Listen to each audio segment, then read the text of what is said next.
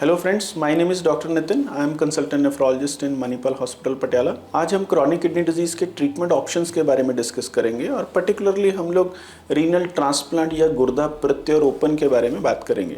जब भी किसी पेशेंट को किडनी डिजीज़ स्टेज 4 स्टेज 5 की होती है तो हमारे सामने ये दो ही मोडेलिटीज़ डिस्कस करने के लिए आती हैं कि क्या हम इस पेशेंट को हीमोडायलिसिस पे रखें या हम रीनल ट्रांसप्लांट के लिए रखें।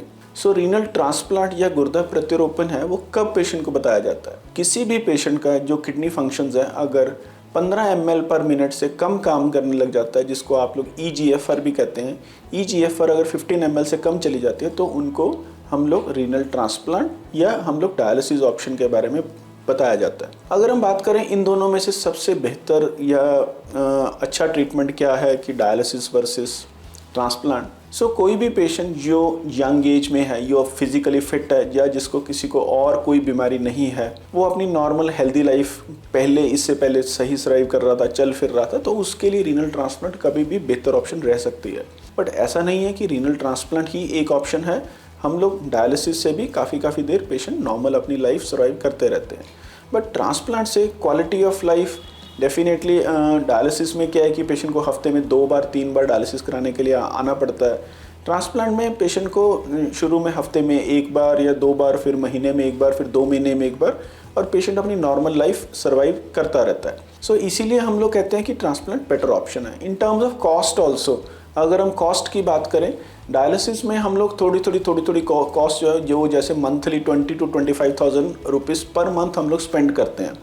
और जो पेशेंट डायलिसिस कराता है वो ईयर्स अगर हम देखें 3 years 4 years, वो नियर अबाउट 5 to 6 lakhs वो रफली डायलिसिस में स्पेंड कर देता है, और जो कि परमानेंट ट्रीटमेंट नहीं है। वेयर एज रीनल ट्रांसप्लांट में अगर हम बात करें तो ये जो कॉस्ट होती है ये एक ही बार स्पेंड की जाती है, और जिसमें बाद में 80 to 90% जो पेशेंट्स होते हैं वो अपनी नॉर्मल लाइफ सर्वाइव करते रहते हैं। हमारी दूसरी बात है कि कौन डोनेट कर सकता है। जो डोनेशन के लिए गाइडलाइंस हैं, 18 ईयर से ऊपर कोई भी उनका जो फैमिली मेम्बर है, चाहे ब्रदर सिस्टर सन डॉटर, और उनके फादर मदर, और उनके कुछ भी जैसे रिलेशन में है जैसे maternal uncle, there should be some relation. Without relation human organ transplant act के अकॉर्डिंग परमिटेड नहीं है।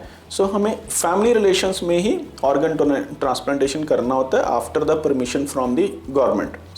What are the basic eligible criteria. जैसे कि मैंने बताया कि 18 ईयर से ऊपर की एज में कोई भी जो डोनर होता है वो कर सकता है। डोनर रेसिपिएंट के लिए कुछ रूटीन टेस्टिंग होती है, उनकी फिटनेस के लिए मेडिकल फिटनेस देखी जाती है, उनकी हार्ट की फिटनेस देखी जाती है, और फिटनेस देखने के बाद हम लोग ट्रांसप्लांट के लिए डोनर को सूटेबल डिसाइड करते हैं। जो हम लोग इसके अकॉर्डिंग एक अपने DTPS स्कैन करते हैं, उसमें किडनी की फंक्शनिंग देखते हैं। ये सब देखने के बाद हम लोग गवर्नमेंट से, अथॉरिटी से परमिशन लेने के बाद ही हम लोग ट्रांसप्लांट के लिए प्रोसीड करते हैं। व्हाट हैपन्स, ये कहेंगे कि इसमें ट्रांसप्लांट में होता क्या है। बेसिकली हम लोग डोनर और रेसिपिएंट को दोनों को साथ में एडमिट करते हैं।